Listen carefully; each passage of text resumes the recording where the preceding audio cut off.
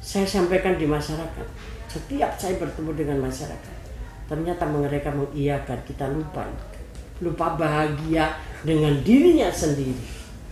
Membahagiakan orang gak mampu, bahagia diri sendirilah. Dan sekarang tidak mampu lagi membahagiakan dirinya sendiri. Betul.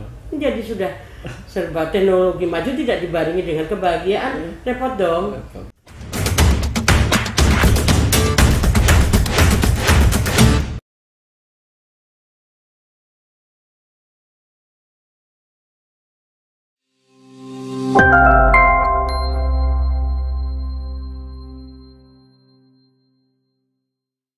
Assalamualaikum warahmatullahi wabarakatuh. Bertemu lagi dengan saya Yadi Jaya Santika dalam podcast Kabar Banten TV. Kali ini kita di bulan April, tamunya dari Gedung Dewan Perempuan Jelang Hari Kartini, Sekretaris Praksi PDIP DPRD Provinsi Banten, Ibu Sri Hartati. Betul Bu? Betul. Sehat Ibu? Alhamdulillah. Sehat. Bulan Ramadan, semangat perempuan. Itu di praksi perempuannya berapa orang? Ibu aja? Ada 4. Ada 4 orang. PDIP Ya. punya 4 serikandi di serikandi DPRD. Ibu dapil. Saya dapil Kota Tangerang. Wow. Dapil yang luas Bu ya.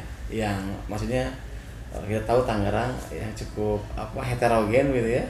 Lumayan. Dan Ibu tampil salah satu dari sebagai perempuan. Nah, dalam bergabung dengan di bawah praksi PDIP, apa Bu? Bagaimana Ibu sebagai perempuan bersama kaum pria lainnya melaksanakan tugas partai maupun sebagai wakil rakyat? Baik, terima kasih. Assalamualaikum warahmatullahi wabarakatuh. Terima kasih nih diundang. Mudah-mudahan semua kita sehat. Dan tentunya hari ini yang paling berharga adalah kesehatan. Betul. Tidak ada yang lebih dari itu. Betul. Baik, pertanyaan tadi, bagaimana seorang perempuan bisa bersama dengan laki-laki, bersama-sama, tanda kutip, kalau pas lagi pileg pasti tidak bersama-sama, pasti menjadi Bersaing, tidak bersama tapi berkompetisi. Nah, tentunya perempuan tidak hanya sekedar diminta, namun harus wajib bagaimana mempersiapkan diri kita untuk bisa bersaing dengan laki-laki dalam konteks apapun, baik kehidupan sosial ataupun kehidupan di dalam organisasi partai politik. Mungkin itu. Nah Bu, sebagai kita tahu bahwa PDIP adalah salah satu partai besar di Indonesia, artinya persaingan kader, dinamikanya lebih tinggi. Nah, Ibu sebagai perempuan, bagaimana Ibu? Apa yang membuat Ibu awalnya masuk ke dunia politik dan memilih PDIP? Siap. Jadi waktu itu saya sebagai ibu RW.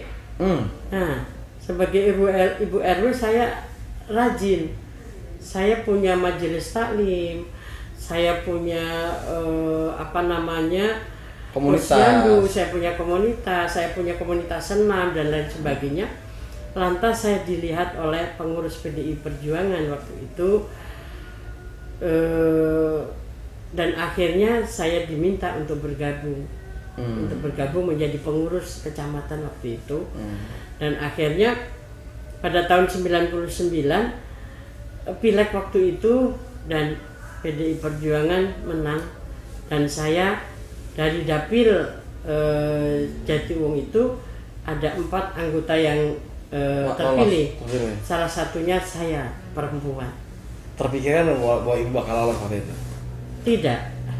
Ibu hanya jalan Jalan aja. Kebetulan saya senang kegiatan di lapangan. Ibu nggak bisa diem orangnya. Nggak bisa diem. Jahil gitu maksudnya. Jahil gitu. Gitu Mas. Dan kan politik itu kan bukan arena yang main-main Bu. Apalagi kita tahu ini PDIP gitu loh, partai pemenang pemilu gitu kan ya. Dan ya Ibu bagian dari pemenang pemilu itu ketika pilih kemarin. Bebannya mungkin lebih besar apalagi sekarang sebagai partai penguasa gitu. Siap, terima kasih. Jadi sebenarnya sederhana. Kenapa saya jadi seberani itu? saya ini perempuan Jawa banget yang tidak bisa menerima perilaku kasar sebenarnya. Nah, dari pengalaman saya, saat saya mengantar anak sekolah, duduk di angkot, orang minta geser itu dengan kasarnya, tidak seperti di Jawa, nyun sewu ya, geser gitu ada. Nah, ternyata saya berpikir bahwa ini tidak main-main, saya harus berubah, saya harus berani. Ini tantangan buat saya, sederhana sebenarnya, yang akhirnya saya menjadi seperti ini. Alhamdulillah saya dipercaya masyarakat, sudah 4 periode saya menjadi anggota DPRD. 4 periode, iya. Provinsi Banten ya? Iya, kota. Pertama di kota 2 periode. 1 periode. Nah, langsung sekarang provinsi. 3 periode di Provinsi Banten. Semakin saya belajar terus, saya mengikuti pendidikan, saya mengikuti diklat yang diberikan partai pada kadernya, dan alhamdulillah sudah diklat kader utama sudah selesai. Nah, saya ingin mengajak juga kepada perempuan-perempuan yang lain untuk bagaimana mempersiapkan diri, tidak hanya sekedar ikut-ikutan buat pelengkap saja. Karena ketika punya undang-undang 30% perempuan harus ada menjadi legislatif ataupun eksekutif, dengan pengambilan kebijakan diduduki oleh perempuan, pastinya akan berbeda. Saya boleh mengatakan ini, dan saya ingin mengatakan ini sebenarnya, bahwa APBD yang pengambil kebijakannya perempuan pasti akan ramah perempuan. Nah, ketika APBD yang sudah ramah perempuan, apapun itu pasti bisa.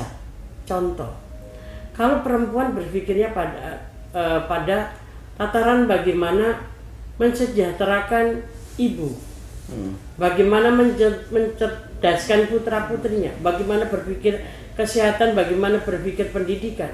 Ketika pengambil keputusannya itu adalah perempuan, pasti ada hati untuk tidak hanya sekedar mengambil keputusan yang tidak ramah terhadap kesejahteraan rakyat. Tapi yang dipengaruhi oleh hati dan perasaan itu ya. Rasa. Terima laki-laki Bu ya. Beda. Beda pasti. Nah Bu, kalau kita lihat misalnya per hari ini, ketika kita tahu kalau soal aspirasi masyarakat kan nggak jauh-jauh dari dapur ya, dari kebutuhan pokok, dan itu otomatis garda terdepannya dari ibu. Dan artinya bagaimana ibu menghadapi situasi itu ketika kemudian kita sekarang nih, kita tahu PDIP partai penguasa, ini minyak goreng naik, ibu dihadapkan dengan itu nggak, dengan ibu-ibu yang ya ibu tahu lah bahwa ini beban dan sebagainya. Oh iya, pasti dihadapkan dengan itu. Namun saya harus memberikan semacam pemahaman kepada ibu-ibu, tidak harus juga berbondong-bondong berebut minyak. Toh yang dipakai oleh kita dalam kebutuhan sehari-hari juga tidak sebanyak yang kita bayangkan. Saya memberikan biasa aja, dan saya memberikan contoh itu. Saya tidak tergopoh-gopoh lantas kita berbondong-bondong sampai rebutan petak. Iya, saya tidak. Dan saya memberikan edukasi kepada para ibu-ibu untuk biasakan hidup dengan kesederhanaan. Dan ini clear. Dan nggak panik begitu. Dan nggak panik. Ini akan clear sebenarnya ketika tidak ada pihak-pihak yang ingin menghangatkan itu. Loh, masyarakat itu sebenarnya sederhana kok. Kalau pemimpinnya redup, pemimpinnya yang bisa mengendalikan diri, pemimpinnya yang mampu mengayomi dan bercerita pada tataran yang sesungguhnya, masyarakat mengetahui. Masyarakat mengerti. Itu sebenarnya. Jadi ketika waduh minyak begini begitu hangat di media, sebenarnya di lapangan tidak seperti itu.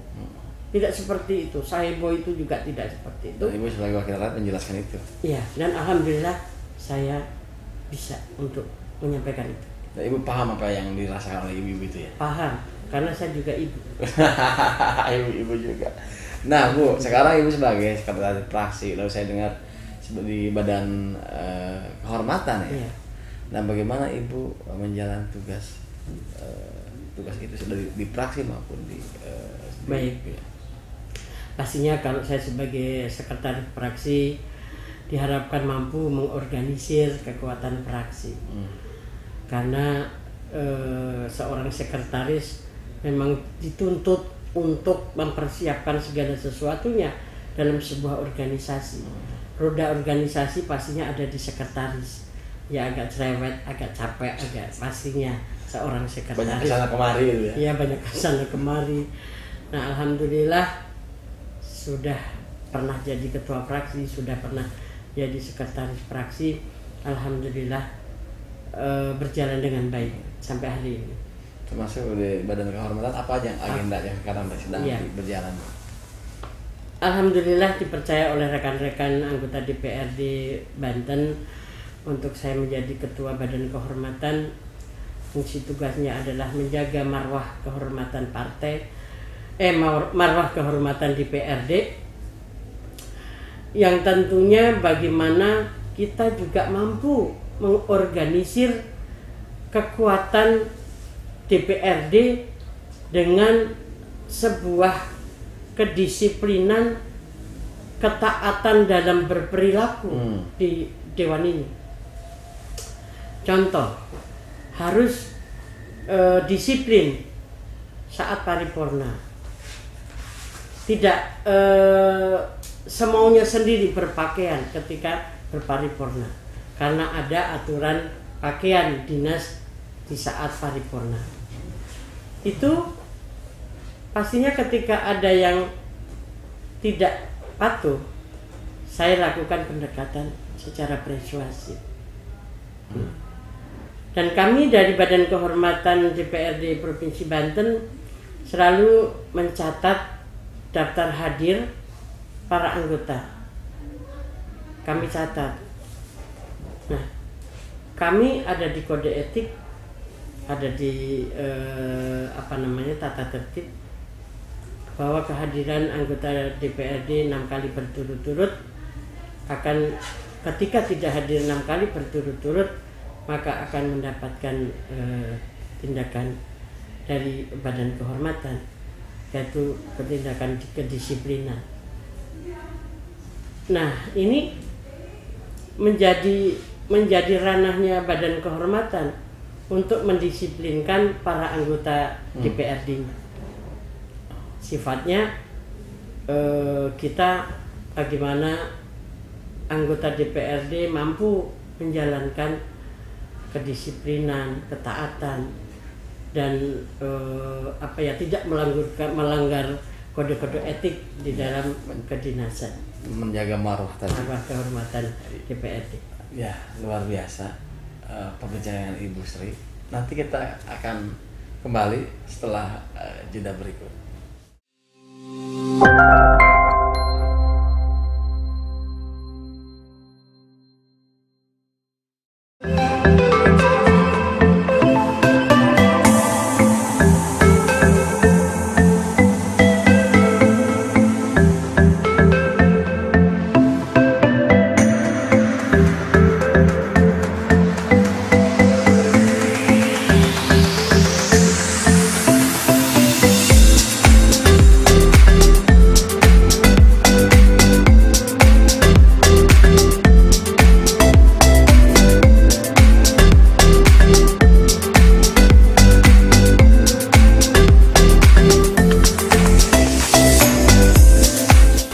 Baik, kembali lagi dengan saya Yadi Jayasantika dalam podcast Kabar Banten TV. Masih bersama Sekretaris Praksi PDIP Ibu Sri Artati, anggota DPRD Banten 3 periode. 4 periode, Bu, ya, luar biasa.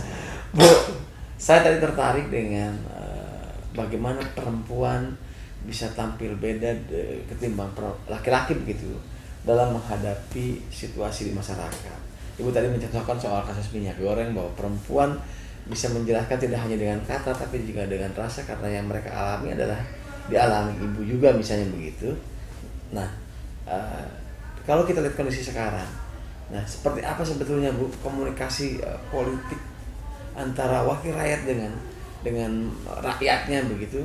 Kalau ibu apalagi 3 periode ya, ibu bisa mencatat 4 periode ya, bisa mencatat dari masa ke masa perjalanan ibu dan Dewan. Gimana Bu? Baik, terima kasih. Jadi perkembangan komunikasi anggota DPRD dengan masyarakat sudah ada lumayan pergeseran yang lumayan. Sekarang sudah mengerti bahwa kepentingan masyarakat ada yang mewakili, yaitu anggota DPRD. Saya selalu sampaikan bahwa saya sebagai wakilnya Bapak Ibu sekalian, untuk kiranya kami diperintah, kami minta diperintah dengan aspirasi Bapak Ibu yang ingin disampaikan. Nah, artinya bahwa perempuan sekarang ketika suruh menghadiri reses, menghadiri sosialisasi sudah luar biasa, respect. Sudah mulai respect, sehingga pemikiran masyarakat khususnya perempuan sudah mulai dari tahun ke tahun beranjak baik. Ini catatan dari saya. Nah, kami bergabung di KPPI, Kaukus Politik Perempuan Indonesia, dan Kaukus Perempuan Parlemen, bekerja sama dengan Dinas Pemberdayaan Perempuan. Sudah 3 periode ya. Alhamdulillah, saya katakan boleh kita memberikan apresiasi kepada Provinsi Banten bahwa APBD-nya sudah ramah perempuan. Pemprov Banten. Iya. Kenapa saya katakan ramah perempuan? Karena sudah mau dan ngeh bahasanya apa? Ngeh. Oh iya, ternyata ada kepentingan perempuan yang harus difasilitasi oleh pemerintah. Pemerintah harus hadir untuk perempuan. Apakah itu juga termasuk hadirnya perempuan di parlemen, Bu? Sehingga berpengaruh terhadap kebijakan pemerintahan eksekutif. Iya. Nah, pemerintah juga sebenarnya ketika anggota DPRD-nya yang perempuan itu banyak, akan ada kebijakan-kebijakan yang terbantu di saat pembahasan anggaran. Perempuan diharapkan semestinya banyak ada di badan anggaran. Namun kan sekarang yang terjadi tidak. Pasti kalau badan anggaran itu mesti laki-laki ya, gitu. Ini yang kadang gitu. Jadi yang perempuan menjadi tulang punggungnya baik perekonomian ataupun republik ini gitu. Ketika perempuannya sehat, perempuannya cerdas, perempuannya pintar, pasti generasinya juga baik. Tapi ketika perempuannya juga belum difasilitasi, dalam tanda kutip ya, kami tidak manja-manja, kami tetap mau berjuang, tapi ada ruang yang dibuka oleh kepentingan perempuan. Bicara 30%, sepanjang perempuannya tidak pernah dikasih kesempatan, pemerintah tidak hadir untuk perempuan, susah. Tapi ketika diberi ruang, ada yang namanya jejaring kinerja perempuan. Sudah dari awal para calon-calon anggota DPRD yang perempuan sudah mulai kami ajarkan bagaimana membuat peraturan daerah, bagaimana kita sudah juga belajar jurnalistik, terus bagaimana public speaking. Kami sudah melakukan itu kerjasama dengan pemberdayaan perempuan. Saya ingin sampaikan ini, dan pastinya kami perempuan Banten mengucapkan terima kasih untuk itu.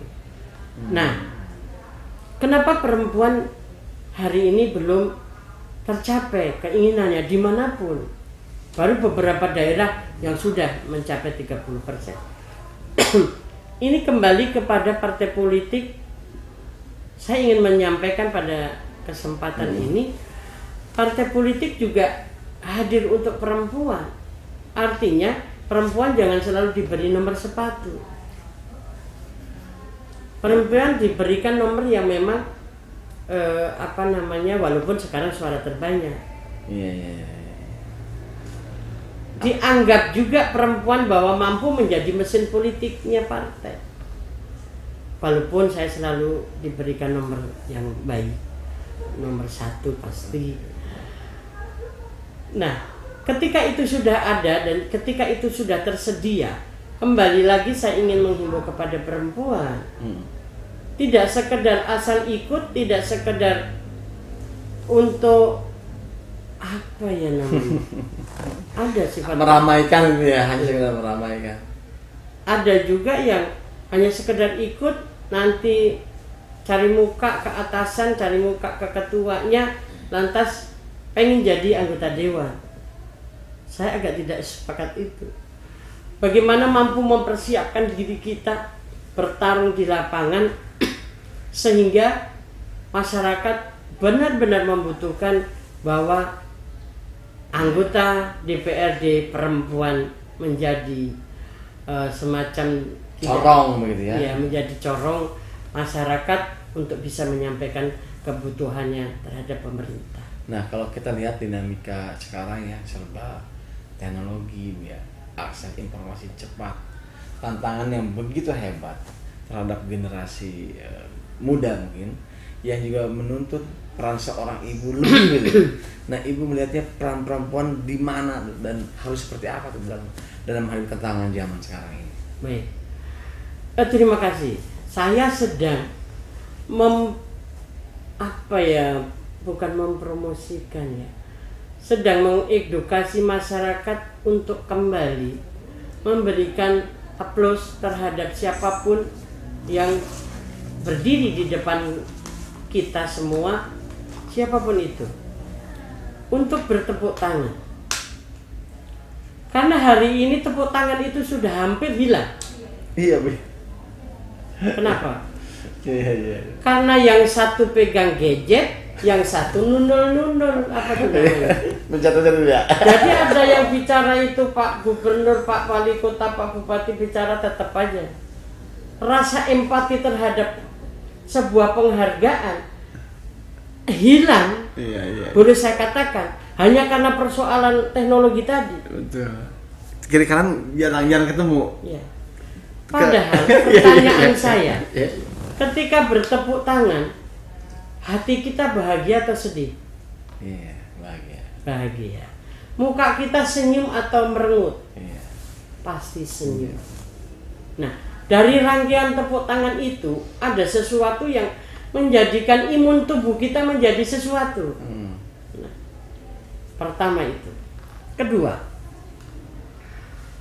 saya sampaikan di masyarakat. Setiap saya bertemu dengan masyarakat, ternyata mereka mengiyakan, kita lupa bahagia dengan dirinya sendiri.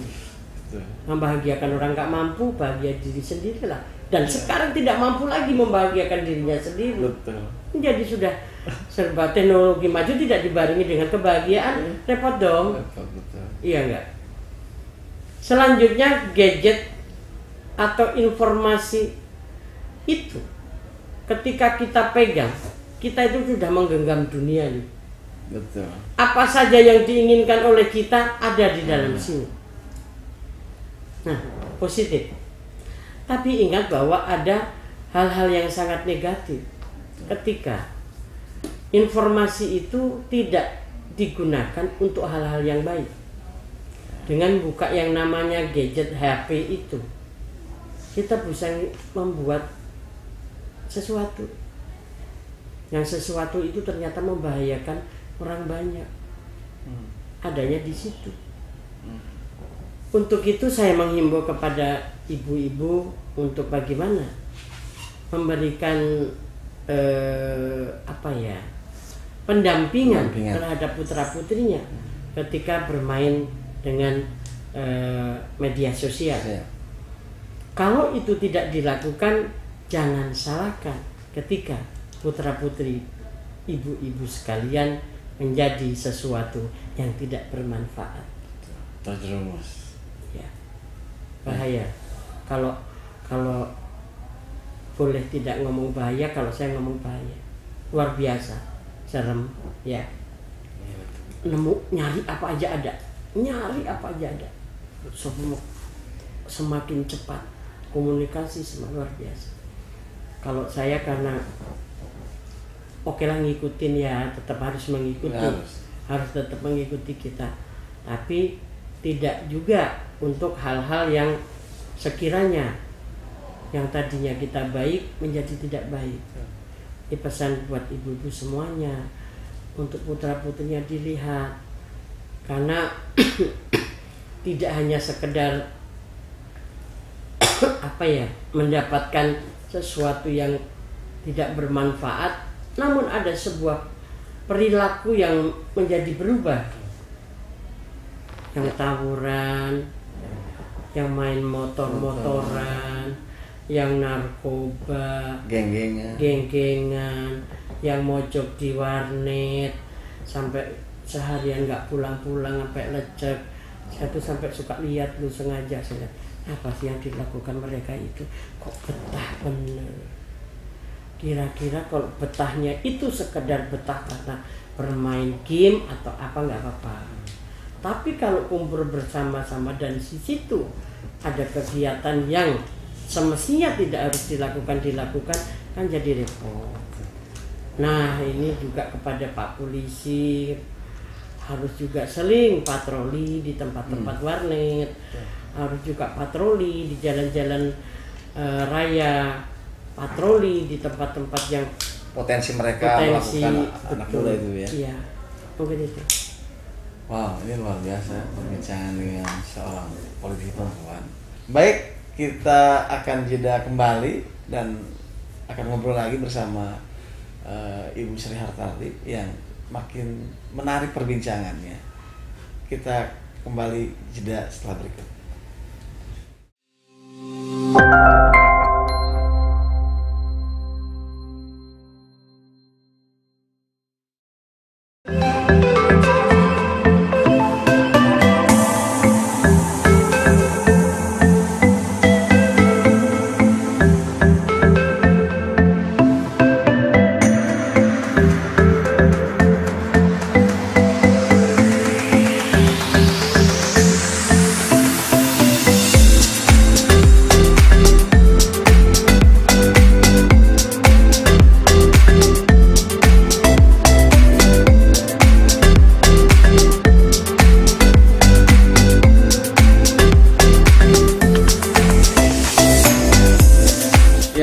Dengan saya di Jaya Santika, masih bersama Ibu Sri Hartarti, Sekretaris Fraksi PDI Perjuangan DPRD Provinsi Banten.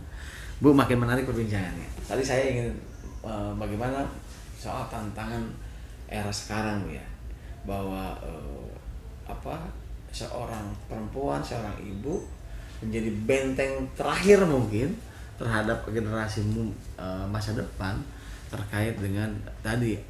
Kalau kita lihat serem juga ya soal geng, anak sekarang udah geng-gengan, banyak korban begitu ya.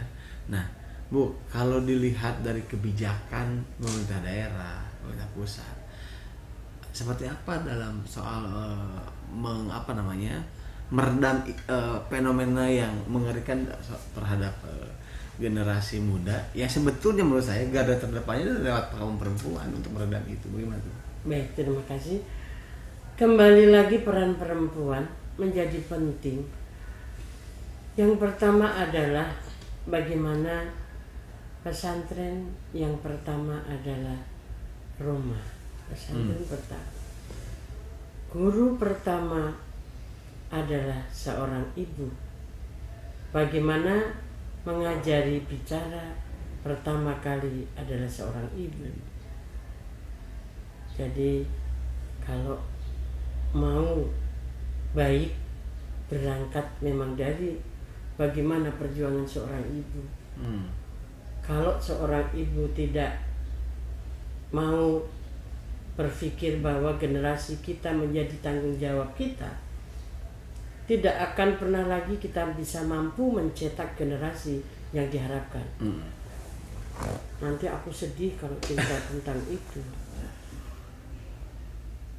Kebetulan aku punya anak 2, laki-laki semuanya. Oh, ibu laki-laki semuanya ya? Iya, alhamdulillah.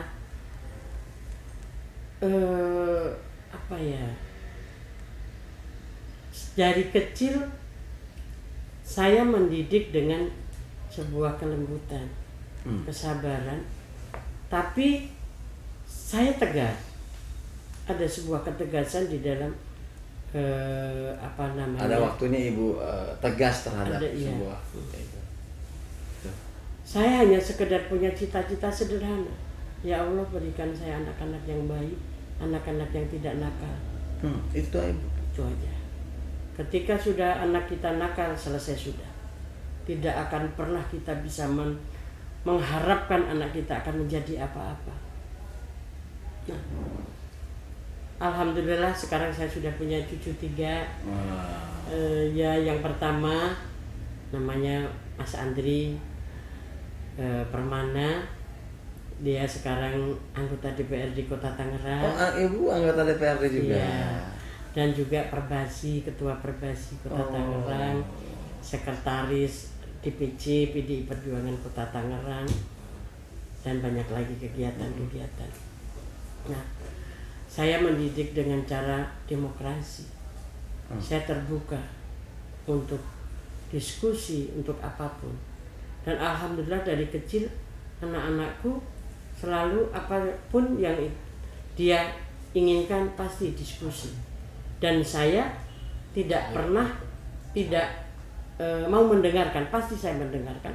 Dan saya pasti ada guidance di dalam sebuah diskusi. Ada guidance di dalam kita mendidik anak. Yang kedua sekarang namanya Rio Prima Permana, ada di imigrasi dan sudah punya anak 1. Istrinya seorang pramugari di Batik.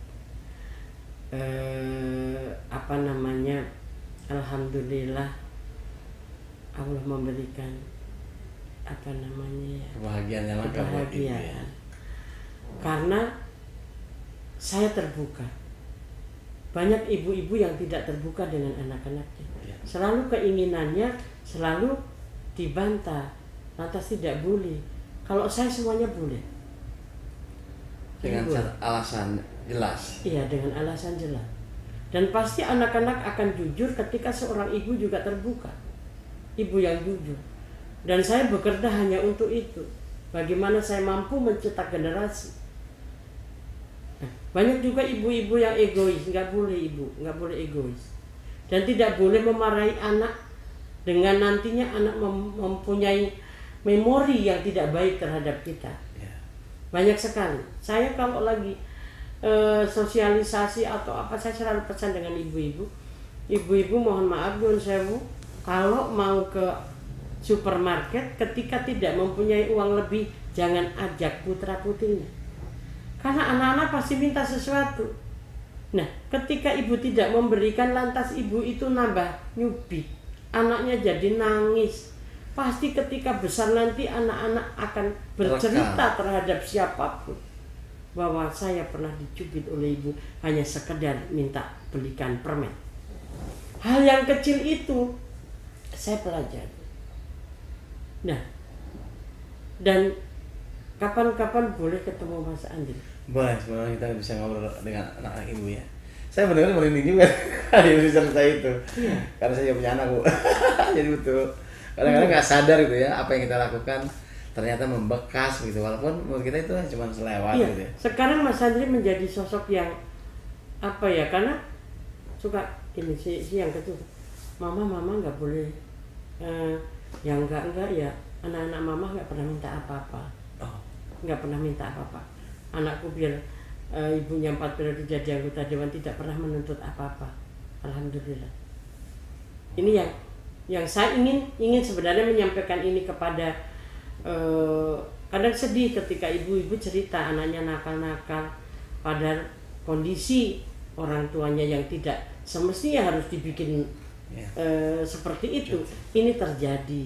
Nah, ini pola pendidikan yang harus dilakukan era sekarang dengan transformasi digital, komunikasi yang luar biasa, era teknologi yang luar biasa. Namun bukan berarti saya ngomong saya sempurna dalam mendidik anak. enggak juga gitu. Tapi betapa ketika kemudian si ibu sampai di sekarang, betapa bahagianya melihat anak seperti itu. Iya. Iya. Dan ibu merasa sudah berhasil gitu ya. Alhamdulillah. Paling tidak nakal. Alhamdulillahnya tidak nakal aja gitu. Berkontribusi terhadap bangsa, tidak menyumbangkan anak yang nakal. Alhamdulillah. Karena kan waktu itu pilihan, pasti pilihan. Iya betul. Pilihan yang nanti ceritanya di luar aja. Boleh. Nanti kita akan ngobrol dengan putra-putri ibu. Kalau ada kesempatan nanti kita bisa boleh. Kita main ke Tangerang dengan ngobrol dengan keluarga Bu ya. Iya boleh. Dan hari ini saya mendapat pelajaran luar biasa dari Bu Sri tentang bagaimana bahwa seorang peran orang tua sama hal dengan peran kita, dengan tugas kita di luar Bu ya, mau dewan mau siapapun, ketika sudah sebagai orang tua ada hal yang tentu perlu diperhatikan gitu Bu. Iya. Dan kali ini podcast luar biasa. Obrolannya luar biasa dan mungkin kita harus itu dulu Bu, tutup dulu. Baik. Mudah-mudahan nanti saya punya kesempatan ngobrol lagi dengan ibu, dengan keluarga ibu di lain kesempatan di program yang lain. Baik. Terima kasih banyak Bu. Sama-sama. Mudah-mudahan sehat selalu. Amin. Baiklah pemirsa Kabar TV, demikianlah podcast kita dengan Sekretaris Fraksi PDI Perjuangan Ibu Sri Hartati. Terima kasih banyak. Wassalamualaikum warahmatullahi wabarakatuh. Waalaikumsalam warahmatullahi wabarakatuh.